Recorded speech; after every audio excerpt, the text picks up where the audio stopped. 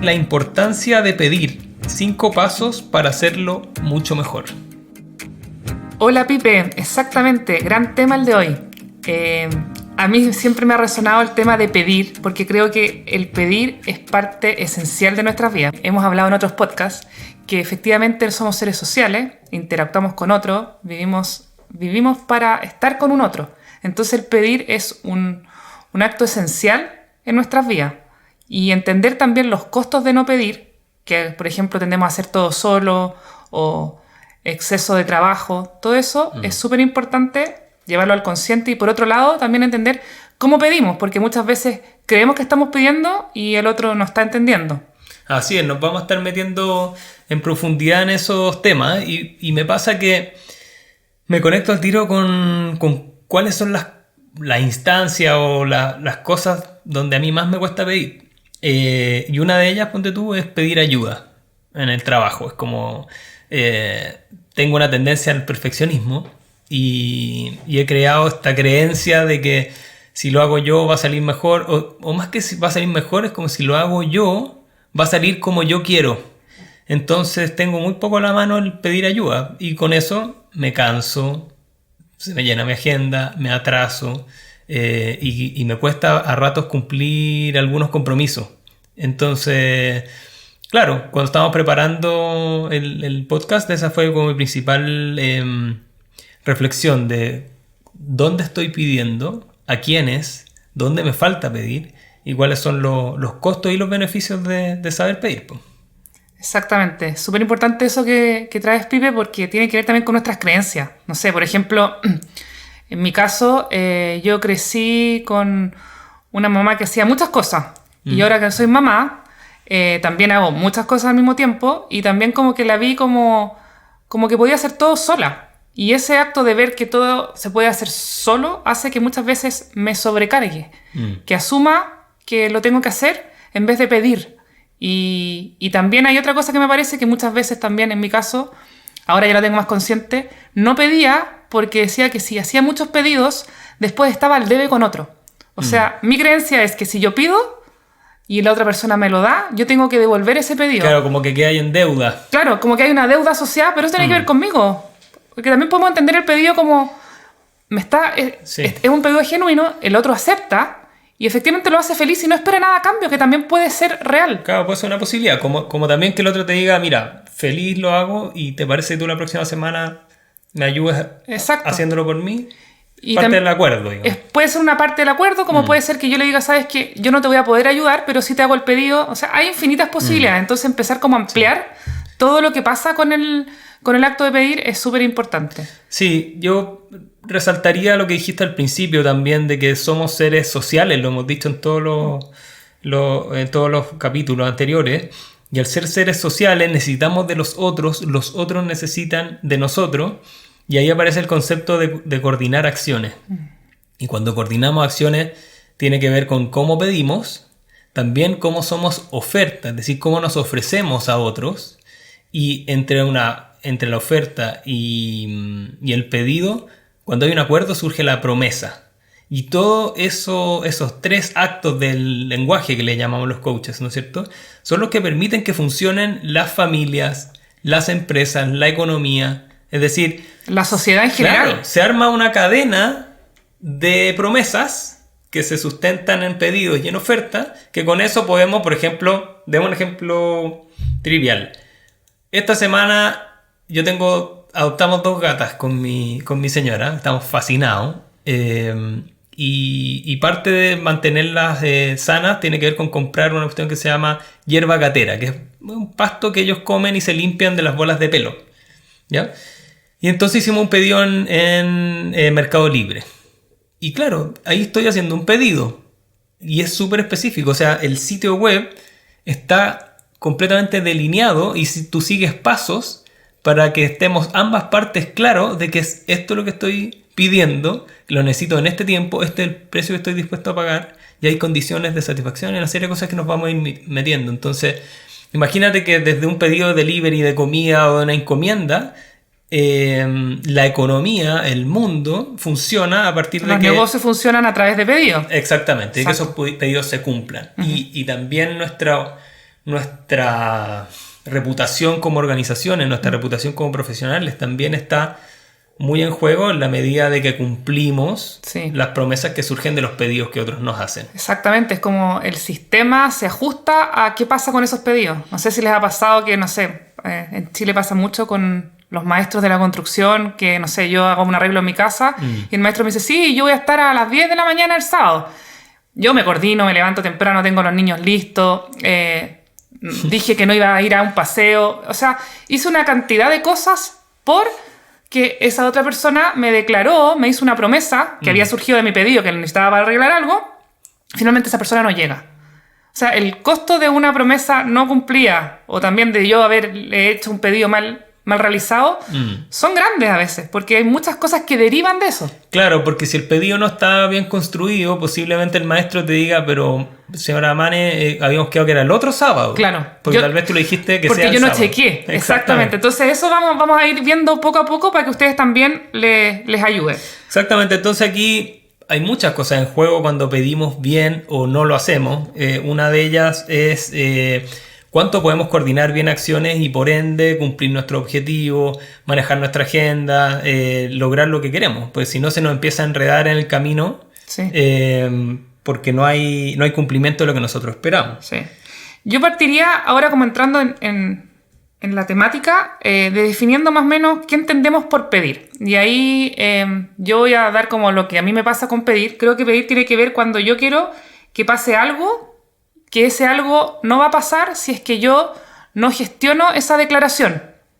Ya. Por ejemplo, voy a dar un ejemplo que va a aclarar un poco el concepto. En el fondo, yo en este minuto quiero un vaso de agua. Ya. Y yo hago el pedido, porque si yo no pido el vaso de agua, probablemente voy a tener que hacerlo yo y no voy a poder terminar de contestar los mails que estoy haciendo. Okay. Entonces, pero ese pedido se lo hago a un otro que creo que me va a ayudar, porque si yo no gestiono y no digo verbalmente eso, no va a pasar eso que yo quiero. Es como la manera en que yo lo puedo explicar. Es un poco complicado, pero yo creo que es importante definir qué entendemos por pedido antes de entrar en materia.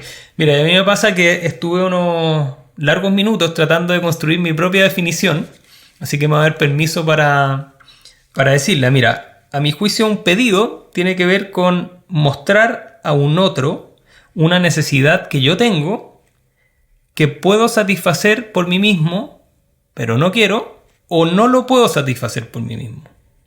Entonces necesito que se solucione porque además espontáneamente no va a pasar. No va a pasar. Claro. Y ahí tengo el ejemplo, no sé, pues en el norte de Chile tenemos ciudades como Antofagasta, por ejemplo, o San Pedro de Atacama, o que es tan bonito. Todas esas zonas donde llueve muy poco especialmente en determinadas áreas o periodos del año. Entonces imagínate, yo tengo una casa donde cuido un jardín, que hay flores muy bonitas, hay árboles que han logrado crecer y que yo le dedico harto tiempo. Entonces tengo que viajar y necesito que alguien riegue el jardín. ¿Por qué? Porque espontáneamente en la zona no va a llover. Entonces el jardín no se va a regar por sí solo. Uh-huh. Por ende, como yo no tengo la posibilidad de regar, le pido a un otro de que en mi ausencia riegue. Eso ahí porque yo no lo puedo hacer. En el caso de que yo esté en San Pedro, pero me quiero ver un partido de fútbol o simplemente no quiero regar, ahí le pido a un otro que riegue, a pesar de que yo sí puedo hacerlo. Entonces, el pedido es cómo yo me hago cargo de mí mismo, de algo que yo necesito, y le manifiesto a otros que tengo esa necesidad, para ver si es que existen otros que pueden satisfacer esa necesidad de forma satisfactoria. Eso es más o menos la definición. Ojalá que haya quedado claro.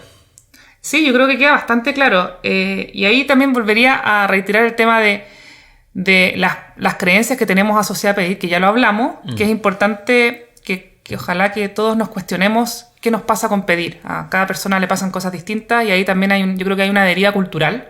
Sí. A veces tengo la sensación que en Chile tenemos como la creencia cultural de que pedir tiene que ver con que el otro me tiene que devolver también.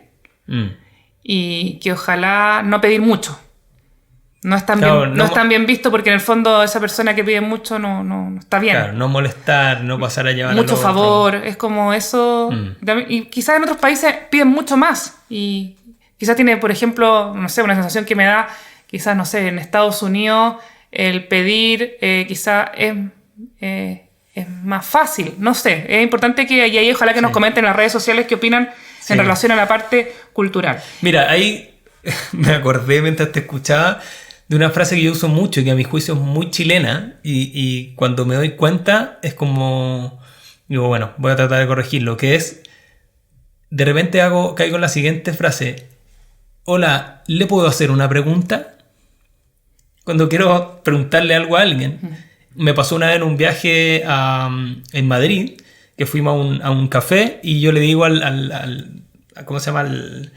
Al barista, al que está atendiendo ahí, le digo, buenas tardes, ¿me podría dar un café? Me dice, hombre, obvio que obvio que no sé lo que puedo, si es lo que hago, ponme un café. Entonces, me explica, si vienes de nuevo, pídemelo, si mi trabajo es eso. Sí. Entonces yo veía que gente local, españoles, llegaba y decía, ponme un café con un pincho.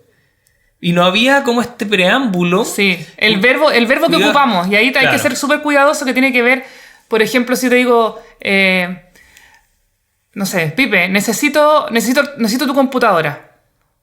¿Podrías darme tu computadora? Y ahí estoy dando como una posibilidad. O por ejemplo, si yo les digo a mis hijos, quiero pedirles algo, y no lo pongo como en el pedir, en la palabra, en el verbo pedir, sino les digo, niños, los invito a que juntos ahora ordenemos la pieza, todos juntos. Es distinto. O sea, es como que otros verbos, aparte de pido, que es el verbo pedir, ocupo para el acto de que otros se involucren en eso que yo quiero, que puede ser, por ejemplo, te propongo, te sugiero, y eso también ayuda a crear un contexto. Y también cuando yo pido desde la rabia, obviamente no suena igual que si pido desde la amabilidad. Es que hay uno muy bueno que es como muy usado, me encantaría comerme un sándwich. Claro, y con eso estamos asumiendo que estamos pidiendo, y no es así. Oye, qué rico sería poder tomarnos una cerveza. Sí. Y que es como un pedido medio escondido. No, o por ejemplo, empiezo a pensar como en la vida en pareja. Es como uno está viendo tele y me encantaría comerme unas papas fritas. Y con eso creemos que el otro debiera entender que me debiera traer unas papas fritas o las debiera pedir. Exactamente. Y quizás, si hacemos como rebobinamos la cinta, quizás sería más fácil decirle, Juanito, ¿podrías por favor traerme unas papas fritas porque tengo mucha hambre para que veamos la película juntos? Claro, ser como más directo. Más específico. Y ahí en verdad le pedimos a nuestros auditores de otros países, de la región y del mundo, donde sea que nos escuchen, que por favor nos cuenten si es que en sus culturas pasa algo parecido. Sí, me encantaría saber. Es como que no queremos molestar al otro, es como apocadito, o usamos mucho en chico, es como, ¿me traería yo un cafecito? Es como, no un café, es como que no te quiero molestar, entonces hoy me comería un pedacito de todo. Y ahí me pasa que también a veces no pedimos porque no nos gusta que nos digan que no. También. Entonces, tenemos que entender que cada vez que pedimos, el otro tiene la libertad de decirnos que no. Y eso es súper importante. Porque a veces también creemos que si nos dice que no, es que no me quiere, es que no entiende. Y simplemente abrámonos a las posibilidades. Cuando tomamos la decisión de pedir, digamos, hay un 50% de probabilidad que me diga que sí y otro 50% de probabilidad que me diga que no. Sí. O que me diga, o que me renegocie el pedido, que también es posible. O sea, no tiene por qué ser exactamente que me diga, ¿sabes qué? Ok con tu pedido, pero yo no te voy a poder entregar eso que tú me estás pidiendo mañana, sino que pasado mañana. Y está bien, pero abrirnos esas opciones hace que quizás nos atrevamos a hacer ciertos pedidos o que gestionemos de manera distinta la respuesta hacia ese pedido. Y también hay un factor ahí que a mi juicio es súper relevante, que me ha pasado mucho en organizaciones, en empresas, que, por ejemplo, si tengo un grupo de vendedores que yo estoy a cargo y tengo 3 personas a cargo, y hay uno de ellos que, entre comillas, tiene buena voluntad, me dice siempre que sí, me entrega las cosas a tiempo, normalmente los pedidos hay una alta probabilidad de que vayan solo a esa persona. ¿Por qué? Porque me aseguro que me va a decir que sí. Entonces, también pasa que cuando no estamos chequeando la forma en que pedimos y a quiénes le pedimos, podríamos estar cargándole mucho la mano a alguien. Y no necesariamente estar remunerándolo o dándole una retribución de acorde, ¿te fijas? Entonces de repente esa tercera persona termina subsidiando responsabilidades de otro. ¿Por qué? Porque nosotros le hacemos los pedidos y también esa persona posiblemente no tenga la mano el decir que no. Claro. Entonces, Tiene también, miedo, hay un tema, claro, de jerarquía de la organización que esa persona no se atreve a decir que no. claro, y también con los hijos. Y valoremos, y ahí lo que tú estás diciendo es como valoremos los no por respuesta. Yo encuentro que es 1000 veces mejor una persona que a veces te dice que no a alguien que siempre te está diciendo que sí y no te cumple. No sé si les Sí. ha pasado. Sí, no te preocupes, yo voy a alimentar al perro. Y vuelve el fin de semana y el perro muerto de hambre. Prefiero que efectivamente esa persona me haya dicho, sabes que no puedo porque X razón, así yo tengo la opción de buscar a otra persona para hacerle el pedido. Entonces es súper bueno valorar los no. O sabes que no me siento capacitado a quedarme con tu hijo el fin de semana. Prefiero saberlo. Prefiero saberlo a que me digas que sí porque no quieres dañarme, porque está el juicio de que si yo te digo que no, hay una serie de cosas que podemos analizar en otro podcast. Entonces, valoremos los no por respuesta a nuestros pedidos. Absolutamente. Otro aspecto súper importante, Mane, a mi juicio, es el contexto en el cual pedimos. Esencial. y aquí- Nos olvidamos muchas veces. Sí, y una de las cosas que con mi señora aprendimos, o sea, ella aprendió de mí, es que yo soy fanático del fútbol. Y cuando estoy viendo fútbol, a dos de mis equipos favoritos, que es la Unión Española en Chile y el Real Madrid, es Lo como declaraste, no sé si era bueno que lo declarara en Sí, este podcast. acabamos de ganar miles de seguidores por lo menos. Me pasa que estoy 100% metido en eso. Y además, como soy hombre y a mi juicio somos 100% monotarea, o sea, podemos hacer una cosa a la vez, a diferencia de ustedes que tienen esa virtud increíble de hacer muchas cosas a la vez las mujeres. Ella sabe de que cuando yo estoy viendo un partido es difícil de que pueda entrar en otra conversación de un pedido, por ejemplo, de coordinar algo, porque realmente no estoy disponible. Exacto. Pero no es porque no quiera, es porque no puedo. Estoy Sí. 100% enfocado ahí. O cuando estoy arreglando algo, o estoy ejecutando algo, estoy cocinando. Entonces, es muy importante, lo invitamos a tener ojo en qué contexto pedimos. Porque si no, después caemos mucho en el, pero es que yo te dije. Sí, pero no me acuerdo. Yo te dije y no te contesté. Claro. O creemos que de repente el porque yo lo dije, sin que surja la promesa del otro de que efectivamente nos escuchó y que está dispuesto a hacerlo, como que el pedido no está cerrado ni estructurado por el solo hecho que nosotros lo emitimos, sino que tiene que haber una contraprestación del otro de decir, oye, ya. O sea, es esencial estructurar bien un pedido y ahí yo creo que es importante que nombremos las partes de un pedido bien desglosadas. Y eso para mí ha sido un aprendizaje gigantesco en el coaching, el tener claro eso. Y partiría primero diciendo que, bueno, en un pedido como la parte principal es que haya un orador, es decir, alguien que hace el pedido. Por ejemplo, vamos a hacerlo con ejemplo. Por ejemplo, si yo voy a hacer un pedido ahora a ti, Pipe, yo sería el orador. Y te voy a pedir un vaso de agua, ¿ya? El Bien. oyente, el que recibe el pedido sería Pipe, ¿no es cierto? Sería yo. Una acción futura a llevarse a cabo sería como el tercer elemento. Y en este caso, la acción futura sería que me traigas un vaso de agua, ¿ya? Después vendría el tiempo.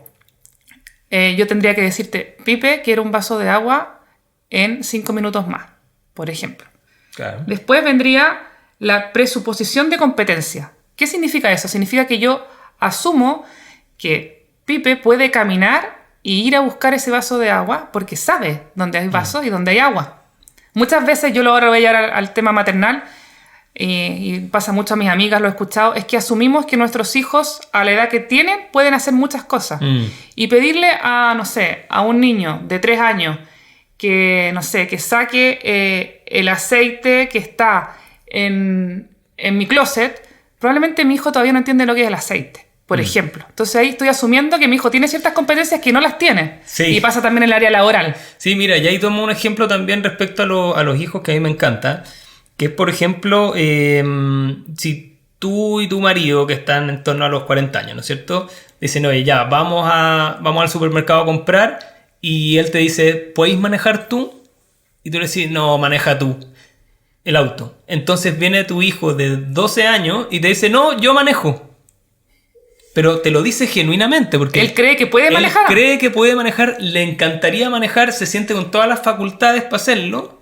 Sin embargo, no tiene las competencias. No tiene las competencias. Claro. Entonces, muchas veces eso en el punto de vista organizacional es fundamental, porque ¿A quién le estamos pidiendo ciertas cosas? Quizá Exactamente. la secretaria no va a poder entregarte la planilla que tú quieres porque no tiene las competencias en Excel, por ejemplo, para hacerla. Versus que si se lo pides a otra persona. Y puede que esa persona Crea que sí. Crea que sí las tiene y no te está mintiendo, ni está jugándote, haciendo trampa, ni nada. Es en su genuino sentir, está convencida de que sí.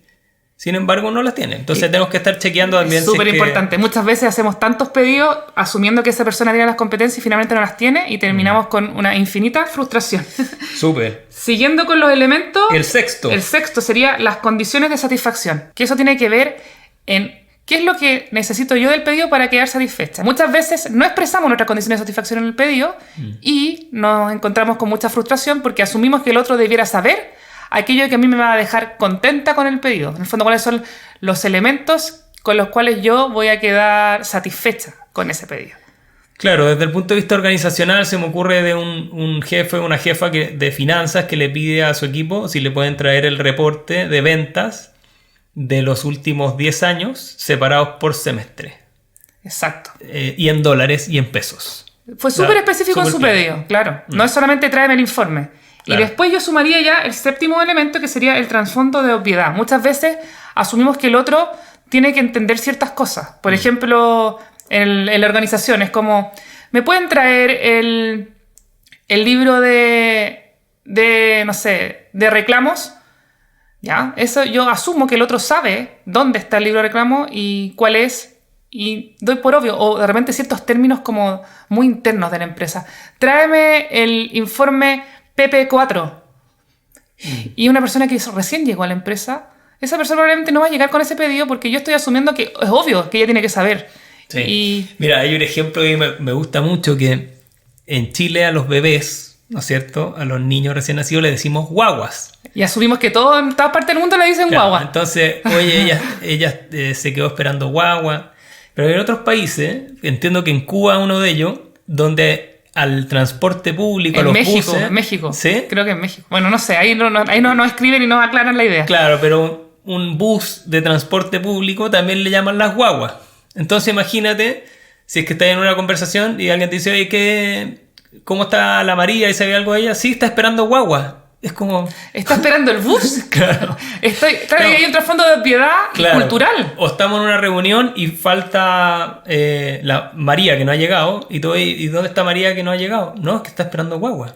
Exacto. Entonces, una persona podría interpretar de que ella está embarazada, por ende, no puede venir a la oficina porque tiene control con su médico, o el otro piensa de que está esperando transporte público y que en cualquier minuto va a llegar. Con el trastorno de obviedad se generan muchos malos entendidos. Así que es importante ese elemento tenerlo en el consciente. Es como chequear de que yo entiendo lo mismo que tú entiendes. Exactamente. Respecto ¿Y eso cómo se hace? A través de preguntas, por ejemplo. Y chequear. Y chequear. Súper. Y a los últimos elementos sería... El octavo. El octavo sería algo falta, es decir, si yo te estoy pidiendo un vaso de agua es porque no tengo un vaso de agua. Si tú me vieras pidiendo un vaso de agua y tengo, no sé, 2 vasos de agua alrededor, el pedido sería como raro para ti. Porque diría, ¿por qué me estás pidiendo un vaso de agua si es que en verdad no le falta? Claro. Esa es como la... Y lo último, ya para cerrándolo con los elementos, sería como la sinceridad.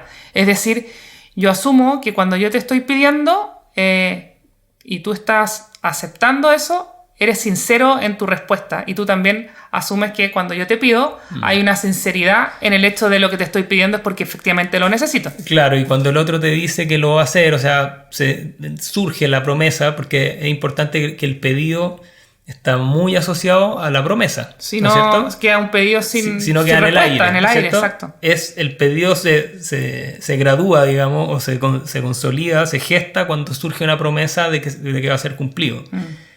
Entonces es importante que ese otro que se compromete lo está haciendo genuinamente y está siendo sincero. El último punto, a mi juicio, súper relevante de ver, Mane, es hacer la distinción entre el reclamo y la queja. ¿Y qué es reclamar? Es intentar hacer que se cumpla la promesa. Es decir, cuando la promesa que se surgió desde el pedido, ¿no es cierto?, no se está cumpliendo de acuerdo a las condiciones de satisfacción y a los 9 puntos que dijimos antes, de los 9, yo estoy en posición de reclamar. Es decir, mi expectativa era, dado que hay un acuerdo entre nosotros... Tú me prometiste algo, esto no está pasando. Ahí reclamo. En el fondo el reclamo surge cuando efectivamente hay una promesa. Exactamente. ¿Y cómo es la queja entonces? La queja sería todo lo contrario y es algo que se ve mucho, que en el fondo es yo asumo, porque ni siquiera hubo una promesa, y me quejo. Por ejemplo, digo, me carga cómo está el calor en esta oficina, siempre lo mismo. Ahí me estoy quejando, porque nadie me ha prometido que en la oficina tiene que estar a una temperatura de 20 grados y yo tampoco me he hecho cargo de hacer el pedido. Entonces muchas veces andamos por la vía quejándonos, pero no hemos sido, no tomamos como el rol protagónico de cuál fue mi rol en el pedido de eso que me estoy quejando, y efectivamente alguien me prometió aquello de lo cual me estoy quejando. Claro, por ejemplo, si estamos cocinando en la casa y nos gustaría que alguien nos ayude, pero no hay nadie, por decir, a mí nadie me ayuda cuando cocino. ¿Pediste ayuda? Si no pediste ayuda, los otros no tienen cómo interpretar de que necesitas o quieres ayuda, por lo cual ese comentario es una queja y no un reclamo. Entonces, ¿qué es la importancia de esto? Llevémoslo como a lo cotidiano. O sea, yo lo vivo a diario. Muchas veces yo ando enojada porque quiero que esté ordenado. Muchas veces pido, efectivamente, pero muchas veces tampoco espero que me respondan. Y ahí hay una serie de... Pero es importante tenerlo claro. Entonces, es cuántas veces en el día me estoy quejando y cuántas veces en el día efectivamente estoy reclamando. Y ahí nos vamos a poder dar cuenta de cuántos pedidos no hicimos, o que nuestros pedidos no estuvieron bien realizados, o efectivamente no esperamos la respuesta de esa que se generara la promesa.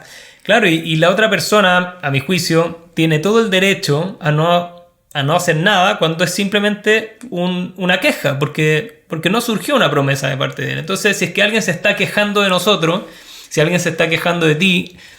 o si conoce a una persona que se queja mucho... Claro, también soltar eso, decir, esta persona solo se está quejando de algo que interpretó, creó dentro de sí, de que era necesario que yo cumpliera. Que ni siquiera pidió, claro. Entonces, ahora, distinto es que sea un reclamo, y de esas cosas sí me voy a hacer cargo. Entonces también... Cuando nos damos cuenta de que el otro solo se está quejando y soltamos, también nos podemos liberar de una carga emocional y de tiempo súper relevante. Muchas veces caemos en esas conversaciones donde el otro simplemente se queja de ti y tú efectivamente, si eres consciente de que el otro no te ha hecho ningún pedido, puedes soltarlo y ponerlo en el otro y no en ti, que es muy distinto. Ya que hablamos bastante ahora de los pedidos, vamos a pasar a dar los 5 pasos fundamentales para gestionar mejor sus pedidos, ¿ya? El paso número 1 sería: define los pedidos que estás necesitando hacer. ¿A quién se los vas a hacer? ¿Cuándo y en qué contexto? El paso número 2 es: sé específico de los elementos de tu pedido, sobre todo en el tiempo y condición de satisfacción. ¿Qué es lo que quieres, cómo y cuándo? ¿Qué es lo que hablamos en los elementos del pedido? Paso número 3: genera un espacio y contexto para que el otro explique lo que entendió de tu pedido, las dudas que pueden tener. Ahí haz preguntas, parafrasea, claro, que me cuesta esa palabra. Ese sería el paso número 3. El paso 4: asegúrate que el otro genere una promesa de tu pedido. No asumas en el fondo de que el pedido está hecho si es que el otro no te ha dado una respuesta. Claro, incluso ahí Mane, podría decir, ¿tenemos entonces un acuerdo? Sí. Y cerrar con, claro, el acuerdo, con el pedido que ya hiciste. Entonces tú me estás prometiendo de que esto va a ocurrir de aquí el viernes antes a las 3 de la tarde. Claro. Y el paso número 5 es como ya para cerrar bien tu pedido, es agradece al otro cuando él haya cumplido aquella promesa que se generó en el pedido, y si es que efectivamente esa promesa no se llevó a cabo, siéntete con la libertad de reclamar y quizás renegociar la entrega de ese pedido. Sí, yo creo que es fundamental ese paso 5, Mane, porque imagínense todo lo que hay involucrado en hacer un buen pedido, ¿no es cierto? Si es que el otro o la otra persona accede a tomarlo y se genera una promesa y lo cumple, bueno, para seguir fortaleciendo esa relación, para poder hacer como un apoyo positivo, un refuerzo positivo a esa persona, el agradecerlo, decir gracias. Es importantísimo y muchas veces lo olvidamos. Exactamente, ahí se cierra el pedido, ¿no es cierto? Entonces, especialmente en las organizaciones, cuando estamos en temas familiares, hay como esto cultural de que, bueno, con tu deber cumples, es lo que tenías que hacer. Entonces, seamos abiertos a la gratitud, agradezcámosle al otro, porque de esa forma la probabilidad de que nos vuelvan a ayudar o que puedan estar ahí para nosotros es mucho mayor. Exacto, súper importante el paso 5. Y esos serían los 5 pasos fundamentales para gestionar sus pedidos. Yo creo que poniéndolos en práctica y siendo más conscientes del acto de pedir, van a poder, uno, quizás no estar tan sobrecargados, Y dos, empezar a ser más efectivos en sus pedidos, que muchas veces caemos en esa frustración de lo que yo pedí no pasó, porque creo que pedí correctamente. Entonces, aquí le llamamos a tomar acción, a pasar a la acción. Reconoce dentro de estos 5 pasos cuáles son los pedidos que te faltan, ponte un plazo y empieza. Empieza a ejercitar. Todo esto es ejercitar, ponerlo en práctica. Exactamente, y coméntanos cómo te va, y si necesitas ayuda de nuestra parte, en cuáles de los aspectos podríamos darte más información o no dudes en contactarnos. Exactamente. Así es. Entonces, imagínate cómo en nuestra vida, Mane, cuando sabemos pedir, cuando nos conectamos con nuestra dignidad de poder pedir, de que me siento con el derecho, con la capacidad de pedirle a otros, de alivianar la carga laboral y personal que traigo a mi espalda, de poder recuperar tiempo, espacios perdidos, cosas positivas para mí. La vida siento que es más liviana. Yo sé cómo que lo pondría, más liviana y menos dificultosa. Claro, sería como aliviana tu vida, aprende a pedir. Sí, sería un buen título. Excelente.